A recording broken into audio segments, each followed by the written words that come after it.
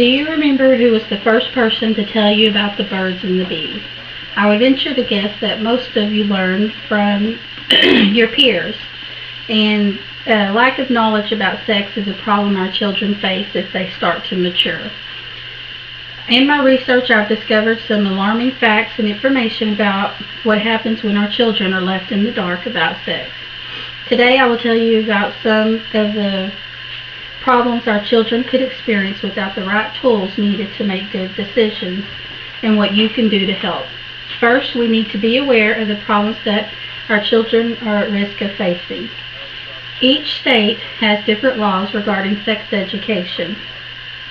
For example, the Texas law states, as found on the National Conference of State Legislatures at www.ncsl.org, that if sex education is provided, it must be age appropriate and the parents must be notified ahead of time with the option to opt their child out.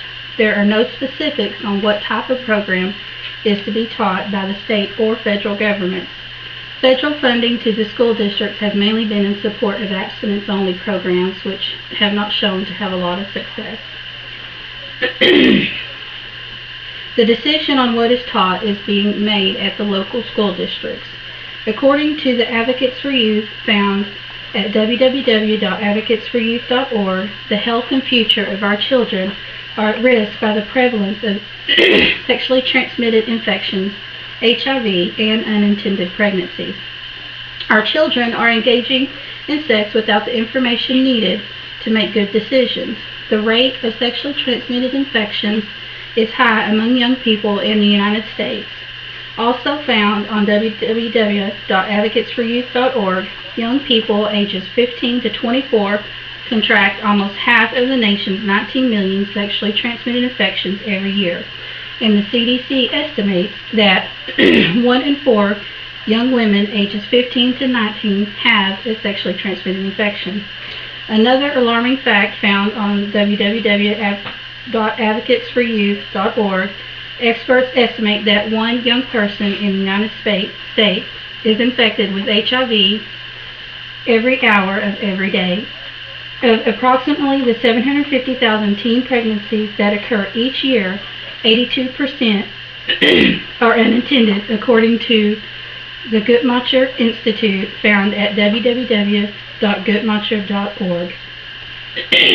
The United States has the highest teen pregnancy rate in the industrialized world, and 3 in 10 girls will become pregnant at least once before their 20th birthday, found at the www.ncsl.org.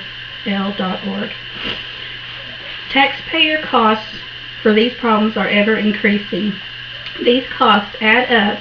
Estimates say on the www.ncsl.org that teen childbearing costs the taxpayers at least $10.9 billion annually.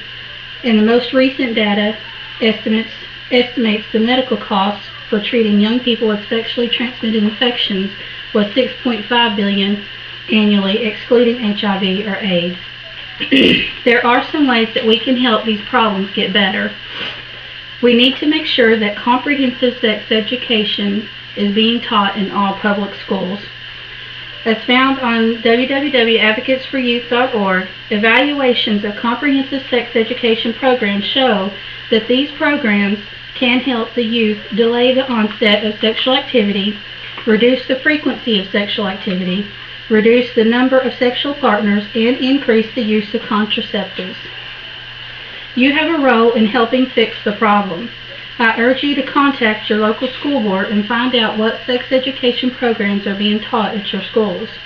Write your state representative and senator and insist that there are laws needed to require comprehensive sex education programs be taught in all public schools.